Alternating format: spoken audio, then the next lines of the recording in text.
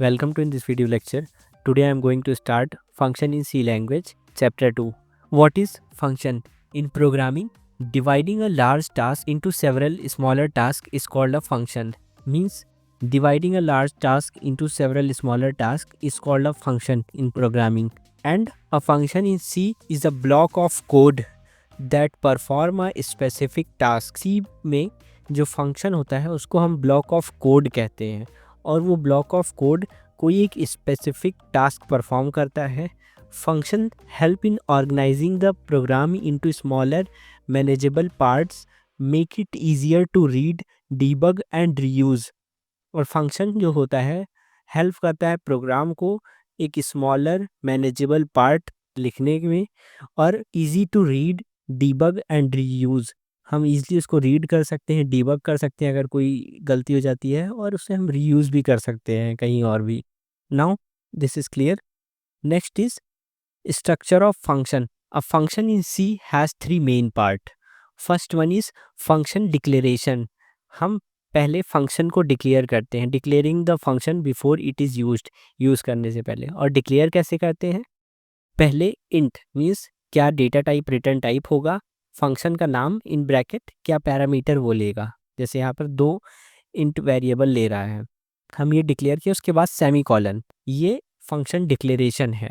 Next is function definition. Contain the actual code of the function. अब वो function perform क्या करेगा, जैसे अभी हमने डिक्लेयर किया था इंट ऐड, नाम भी वही है, रिटर्न टाइप भी वही है, और दो वेरिएबल ले रहा है. वहाँ पे हमने टाइप बताया था इंट इंट, यहाँ पे हमने उसका नाम भी बता दिया इंट ए इंट बी. और वो रिटर्न क्या कर रहा है, ए प्लस बी, जो दो वैल्यू आ रही हैं उसमें जो वहाँ से वैल्यू आएंगी उसको ऐड करेगा और रिटर्न कर देगा integer value.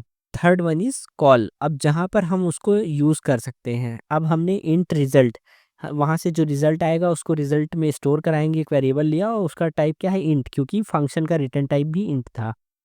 Equal to add, अब उस फंक्शन का नाम क्या था, अब किसी को बुलाना है तो आप उसके नाम से ही बुलाएंगे, पर यहाँ पे देखिए डेटा टाइप नहीं लिखा गया, सिर्फ ऐड 5, 10. अब ये 5 और प्लस वो क्या करेगा, ऐड करेगा और रिटर्न कर देगा. रिटर्न जो करेगा वो रिजल्ट में आके स्टोर हो जाएगा. This is the three steps that you have to perform while using function.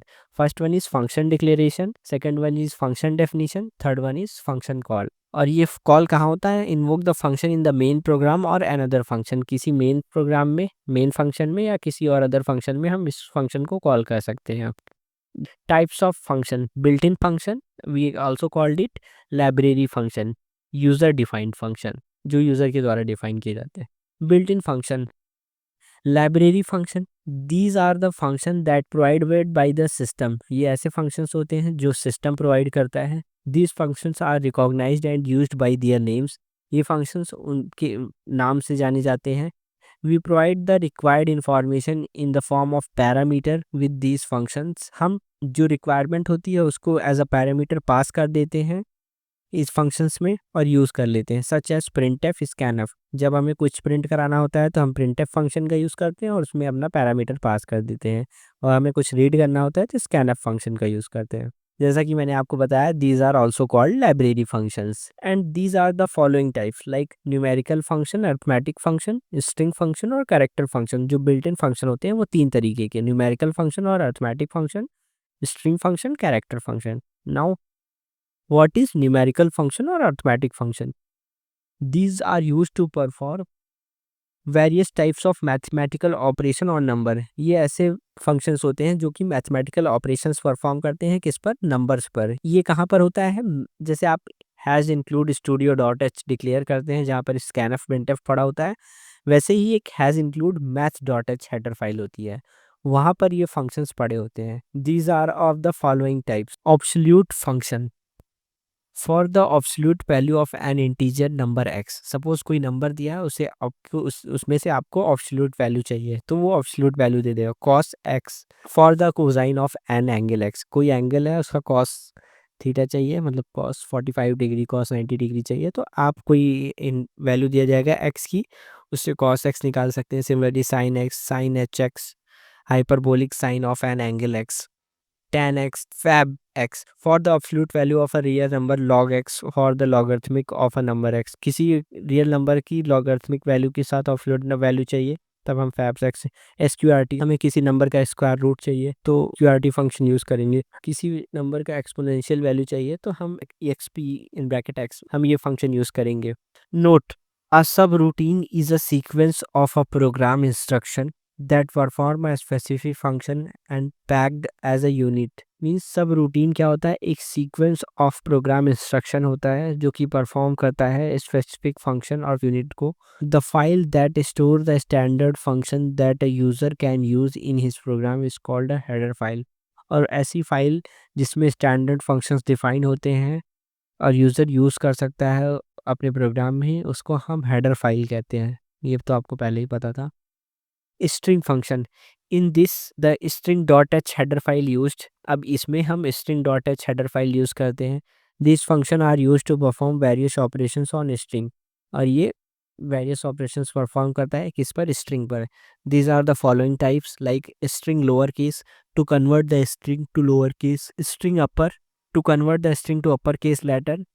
To compare the two string, we use strcmp compare method, or to add the two strings we use strcat। हम strcat function का use करते हैं। Character function, this type of function is used on the character. ये functions character पर use होते हैं। In this C type dot h header file is used. ये C type dot h header file में use किया जाता है। These are the following types. To upper in bracket C, character pass कर दिया, to convert the character to an upper case letter, to convert the character to lower case. Is lower, अगर कोई character lower case में है तो इस lower में आप पास करेंगे उस करेक्टर को तो ये ट्रू और फॉल्स में रिटर्न करेगा। अगर लोअर केस में होगा तो ट्रू रिटर्न करेगा, अपर केस में होगा फॉल्स। इस अपर आपको ट्रू रिटर्न करेगा जब कैरेक्टर कैपिटल लेटर में होगा। इज अल्फ़ा, ये भी आपको ट्रू रिटर्न करेगा अगर कैरेक्टर लेटर अल्फ़ाबेट होगा। अगर आप नंबर पास कर देंगे तो ये फॉल्स रिटर्न करेगा। इस डिजिट, अगर कोई नंबर डिजिट है तो वो ट्रू रिटर्न करेगा, अगर otherwise false. User defined function, these functions are written by user as per the requirement of the user.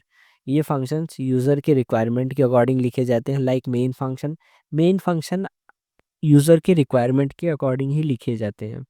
With the use of these functions, it is necessary to take care of the following three element: declaration, calling and function definition। जैसे कि मैंने अभी आपको पीछे बताया था कि declare करना होता है फंक्शन को, फिर डिफाइन करना होता है, फिर कॉल करना होता है। इन तीन पैरामीटर्स का यूज़र डिफाइंड फंक्शन में आपको ध्यान रखना होता है। ये वही चीज़ें हैं जो मैंने आपको स्ट्रक्चर ऑफ फंक्शन में बताया था। Declaration of the function, all the function used in the program are declared like variable before their use. जैसे वेरिएबल डिक्लेयर करते हैं वैसे फंक्शन को डिक्लेयर करना होगा आपको। फॉर्मेट क्या होगा, return type, function name, parameter list. Example जो आपको अभी मैंने बताया था पीछे। फिर आपको कॉल करना होगा, आप उसको सिंपली कॉल कर सकते हैं उसके नाम से, और वो पैरामीटर पास करना होगा जो उसमें जा रहा है, अगर कोई जा रहा है। Format, function name, parameter list. S is equal to add 4,5, हमने इस फंक्शन को कॉल कर लिया। ये हमने डिफाइन किया था। To define the function, the name of the function, the return type of the function, one or more parameter and the body are required in parenthesis. Like return type क्या होगा, क्या parameter आ रहे हैं और क्या body है उसकी, ये अक्षर है। ये एग्जाम्पल हो गया। दो वेरिएबल लिया इसने एक्स और वाई, उनको ए डिक्लेयर किया जिसमें ए में एक्स वाई को स्टोर करा दिया और रिटर्न करा दिया ए को। And the list of parameter is separated by commas along with the data type. जो भी पैरामीटर लेंगे उनको उनकी डेटा टाइप के साथ सेपरेट कॉमा के साथ डिक्लेयर करते जाएंगे। पैरामीटर को हम आर्गुमेंट भी कहते हैं। Nesting of a function, calling another function inside a function is called nesting of function. जैसे कि हम जानते हैं अगर एक फंक्शन के अंदर किसी दूसरे फंक्शन को कॉल किया जाता है उसको नेस्टिंग ऑफ फंक्शन कहते हैं। For example inside a main function, हम function one can be called which can call function two. अब हम मेन फंक्शन के अंदर एक फंक्शन वन कॉल किए हैं, अब फंक्शन वन के अंदर फंक्शन टू को कॉल कर लिए हैं, तो ये नेस्टिंग ऑफ फंक्शन होते चला जा रहा है। मतलब एक फंक्शन के अंदर दूसरा फंक्शन, दूसरे फंक्शन के अंदर तीसरा फंक्शन, एंड फंक्शन टू किसी फंक्शन थ्री को कॉल कर लिया, सो ऑन। तो इसको हम नेस्टिंग ऑफ फंक्शन कहते हैं, जैसे स्टेयर केस बनता जाए। Recursive function, when a function call itself in its definition, such a situation is called recursion and such a function is called recursive function. ऐसे function जो अपने आप को ही कॉल कर लें अपनी डेफिनेशन में, उस सिचुएशन को हम रिकर्जन कहते हैं, और उस फंक्शन कॉल को रिकर्सिव फंक्शन कहते हैं। अ, उसको हम रिकर्जन कहते हैं और उस फंक्शन को हम रिकर्सिव फंक्शन कहते हैं। A recursive function must have base keys, a condition to stop the recursion. Suppose एक फंक्शन है, उसके अंदर खुद को ही कॉल कर लिया है, तो ये तो हमेशा रन होता रहेगा। तो इसके लिए हमें एक बेस केस चाहिए होगा कि वो फंक्शन कॉल कब स्टॉप होगी, तो उसी को हम बेस केस कहते हैं, condition to stop the recursion. इस रिकर्जन को हम स्टॉप करने के लिए उसको बेस केस कहते हैं। और recursive case, a call to itself with modified argument that converge toward the base case. और रिकर्सिव केस क्या होता है, एक बार फंक्शन कॉल हुआ, फिर वो उसके अंदर अपने आप को खुद कॉल किया है, तो कोई ऐसी कॉल जो उसको अपने बेस केस की ओर ले जाए। आप सीढ़ी चढ़ते हैं, तो एक बार सीढ़ी चढ़ा, फिर अगेन चढ़ा, फिर ऊपर चढ़ा, तो आप धीरे-धीरे एक स्टेप बढ़ा रहे हैं, तो एक बार आपका रूफ तो आएगा ना। वैसे ही रिकर्सिव केस क्या होता है कि एक बार कॉल या खुद को कॉल किया, तो सपोज़ मैंने 5 पास किया था, अब मेरी बेस केस है कि 0 पे ये फंक्शन स्टॉप हो जाना चाहिए था। तो 5 पे कॉल हुआ, फिर 5 - 1 4 पे कॉल हुआ, फिर 3 पे कॉल हुआ, फिर 2 पे, फिर 1 पे, तो ऐसे ही कॉल होगा। तो 0 जब आएगा वो फंक्शन स्टॉप हो जाएगा, तो उसको हम बेस केस कहते हैं 0 को, कि 0 पे स्टॉप हो गया। और रिकर्सिव केस मतलब जहाँ पे हमारा -1 होके कॉल हो रहा है वो function. Example, factorial of a number. Suppose main function है, उसके अंदर एक int num equal to 5, number में हमने 5 लिया, प्रिंटफ किया फैक्टोरियल ऑफ अ नंबर, ये जो भी होगा %d कॉमा इज %d। तो फैक्टोरियल को कॉल किया हमने। अब फैक्टोरियल कहाँ डिफाइन है, फैक्टोरियल के अंदर नम है ऊपर। इफ n इक्वल टू 0 होगा, ये हमारी बेस केस है, जब भी नंबर 0 हो जाएगा तो हम रिटर्न 1 कर देंगे। Otherwise n into factorial of n-1, ये हमारा रिकर्सिव केस है। तो 5 इंटू फैक्टोरियल ऑफ n-1 मतलब 4, फैक्टोरियल ऑफ 4 कॉल हुआ। अब वापस आएगा, देखेगा क्या हमारा n 4 बराबर है 0 के, नहीं, तो एल्स में आएगा, तो 5 इंटू 4 इंटू फिर से 3 4 -1, इस बार n की वैल्यू 4 थी, तो 4 माइनस फैक्टोरियल 3 को कॉल किया। तो अब ऊपर जाएगा, फिर क्या देखेगा, 3 बराबर है 0 के, नहीं, तो ऐसे 5 इंटू 3 इंटू 4 ये रिटर्न होते जा रहा है। 5 इंटू 4 इंटू 3 इंटू 2 इंटू 1, 1 - 1 0 हो जाएगा, ऊपर जाएगा तो 0 हो गया, एन क्या 0, हाँ 0 है, तो रिटर्न 1 हो गया। तो ऐसे 5 इंटू 4 इंटू 3 इंटू 2 इंटू 1, अब इसका जो भी फैक्टोरियल आएगा वो आपका रिजल्ट में स्टोर हो जाएगा। अब फैक्टोरियल ऑफ 5 इज 120, आप मल्टीप्लाई करके चेक कर लीजिएगा, तो यही आएगा। You can see in this way factorial of a function can be called n into fn-1, means 5 into f4, फिर 4 into f3, 3 into f2, 2 into f1। जब 1 होता है तो f1 -1 0 कॉल होगा नेक्स्ट टाइम, तो 1 रिटर्न हो जाएगा। तो 2 into 1 2 आया, फिर 2 को वापस भेजा, 3 into 2 6 हुआ, 6 को ऊपर भेजा, 4 into 6 24 हुआ, 24 into 5 120, फाइनल रिजल्ट ये आया। Passing array to the function. In C language, just like the value of an ordinary variable in a function is passed as a parameter. जैसे हम एक ordinary variable पास करते हैं फंक्शन में, उसी तरीके से हम array को भी फंक्शन में पास कर सकते हैं। Similarly, an array is also passed to any can be passed as a parameter to a function. तो हम array को भी उसी तरीके से पास कर सकते हैं। फॉर्मेट क्या होगा, return data type function name array. अब यहाँ पर एक स्क्वायर ब्रैकेट लगेगा, कॉमा डेटा टाइप साइज, उसका साइज क्या होगा। Example, int add int array square bracket comma int size, और हमें साइज पास करना था तो हमने पास कर दिया। Passing a string to the function. The string passed in C language is passed as a parameter to function.